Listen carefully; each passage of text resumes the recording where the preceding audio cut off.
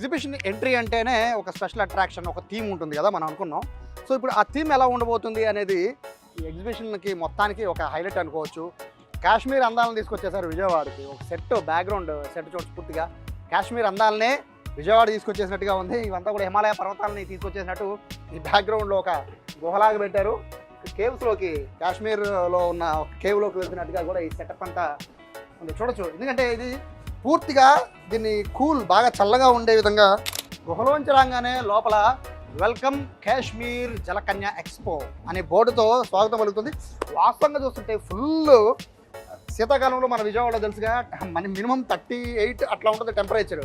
But అంత ఎండ ఉంటుంది శీతాకాలంలో. బట్ ఇక్కడ చూడొచ్చు పూర్తిగా కాశ్మీర్లో అడుగు పెడితే, బేసిక్గా కాశ్మీర్ అని మనం వెళ్ళి ఉంటాం, బట్ మనం ఫీల్ అవుతాం కదా ఆ మంచుకొండలో ఎలా ఉంటుందని మనం ఫీల్ అవుతాం కదా.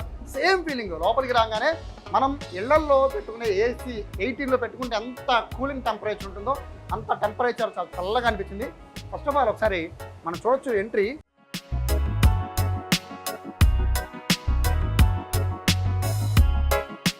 పైన మనం ఇక్కడ చూడొచ్చు ఈ డిజైనింగ్ దగ్గర నుంచి మొదలు పెట్టుకొని, ఈ రూఫ్ దగ్గర నుంచి మొదలు పెట్టుకొని మొత్తం అంతా కూడా అంటే మనం నిజంగానే ఒక కాశ్మీర్లోకి ఎంటర్ అయ్యామా అనేది. ఎగ్జిబిషన్ అంటేనే మనం కాసేపు రిలాక్స్గా రావడం కోసం, అటువంటి రిలాక్సేషన్ కావాలి అంటే మన మైండ్ డైవర్ట్ అయిపోవాలి.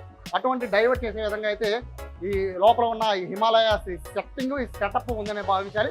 మొత్తం చూడొచ్చు లోపల ఏ విధంగా మొత్తం అంతా ఇగ్లూస్ లాగా, హౌసెస్ లాగా మొత్తం ఒక పెద్ద హిమాలయ పర్వతాన్ని చూపించినట్టుగా కనబడుతుంది. బేసిక్గా నడుచుకుంటూ వచ్చేటప్పుడు ఈ కూలింగ్ ఎక్కడి నుంచి వస్తుందా అనుకున్నాను, బట్ ఈ విధంగా కూలింగ్ సెటప్ చేశారు. చాలా కూలింగ్ అయితే ఎక్కడి నుంచో వస్తుంది మొత్తం అంతా. ఎందుకంటే ఇంత క్లోజర్ సర్కిల్లో అయితే ఒక్కపోతుంది, బట్ ఇంత హెవీ వింటర్లా ఉంది అంటే దాని మీనింగ్ ఏంటంటే ఈ టైప్ ఆఫ్ ఏసీస్ ఇక్కడ పెట్టారు.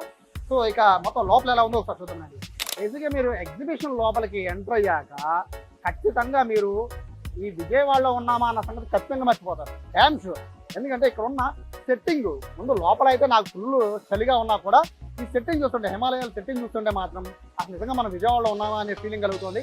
రీజన్ ఏంటంటే ఇక్కడ పెట్టిన కూలింగ్ సెటప్ మాత్రమే కాదు, ఇక్కడ చూడొచ్చు వాళ్ళు బ్యాక్గ్రౌండ్లో సెట్ చేసిన ప్రతి సెట్టింగ్ కూడా నిజంగా కాశ్మీర్ అందాలని తీసుకొచ్చిన విధంగా కూడా వీళ్ళు ఏర్పాటు చేశారు. ఒక ఇల్లు, ఇంటి పైన మంచు కొరవడం లాంటివి ఒక సెటప్ పెట్టారు. దీంతో పాటు మన కాశ్మీర్ అంటే తెలుసు కదా, కాశ్మీర్ అంటే యాపిల్.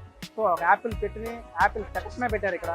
మరోవైపు జలపాతాలు, హిమాలయ పర్వతాల నుంచి జారువారే జలపాతాల రేంజ్లో ఒక భారీ సెటప్ పెట్టడం. సో ఇట్లాగా మనం ఈ సెట్టింగ్ నుంచి మనం నడుచుకుంటూ వెళ్ళడం. సో ఇవన్నీ కూడా చూస్తూ ఉంటే నిజంగా కాశ్మీర్లోకి అడుగు పెట్టామా, హిమాలయ పర్వతాల మధ్యలో ఉన్నామా అనే ఫీలింగ్ అయితే వీళ్ళు ఇక్కడ తీసుకొస్తున్న పరిస్థితి కనబడుతుంది. మొత్తం ఈ బ్యాక్గ్రౌండ్ మొత్తం చూడండి. ఫొటోస్ తీసుకోవడానికి అయితే చాలా అద్భుతం. ఎవరైతే ఇక్కడ ఏమీ అబ్జెక్షన్ కూడా పెట్టట్లేదు. ఫొటోస్ అయితే వెచ్చలవిడిగా తీసుకోవచ్చు. ఇక్కడ వచ్చే ప్రతి ఫ్రేమ్ కూడా చాలా అద్భుతంగా ఉంటుంది. వాస్తవంగా మీరు తీసిన ప్రతి పిక్ మీరు చెక్ చేసుకోండి. ఖచ్చితంగా మీరైతే ఒక సెట్టింగ్లో, ఒక సినిమా సెట్టింగ్లోకి వచ్చినట్టు అనిపిస్తుంది. రాజమౌళి తీసే సినిమా సెట్టింగ్ లాగా ఉంది మొత్తం సెట్టింగ్ కూడా. ఇక హౌసెస్ మనకి చూడొచ్చు. ప్రతి హౌస్ని కూడా బేసిక్గా మనం ఉండే ఈ హిమాచల్ ప్రదేశ్ ఇటువంటి ఏరియాస్లో హౌసెస్ అన్నీ కూడా మోస్ట్లీ ఇలాగే ఉంటూ ఉంటాయి. ఎందుకంటే వాళ్ళంతా కూడా మోస్ట్ ఈ టైపు టేక్తో తయారు చేసిన హౌసెస్ అనేవి ఎక్కువ కడుతూ ఉంటారు. బట్ సేమ్ సెట్టింగ్ అనేది ఇక్కడ మనం చూస్తూ ఉన్నాం. అంటే ఇక్కడ ప్రతిదీ కూడా అంటే మనం వచ్చామా, హిమాలయ సెట్టింగ్ అన్నారు, సెట్టింగ్ చూసామా, వెళ్ళిపోయామా కాదు, ఫీల్ ఖచ్చితంగా ప్రతి ఇక్కడ ఎగ్జిబిషన్ చూసే ప్రతి ఒక్కరు కూడా ఫీల్ అవ్వాలి. ఆ ఫీల్ అయ్యే విధంగానే ఏర్పాటు చేస్తేనే ప్రజలు సాటిస్ఫై అవుతారు అనేది ఈ నిర్వాహకులు చేసిన ప్లాన్ లాగైతే మనకు కనిపిస్తోంది. సో ఇక్కడ మొత్తం ఈ నడిచే మనం ఆఖరికి మూవ్ అయ్యే రూట్ కూడా పూర్తిగా ఇసుకతో నింపేసిన పరిస్థితి కనబడుతుంది.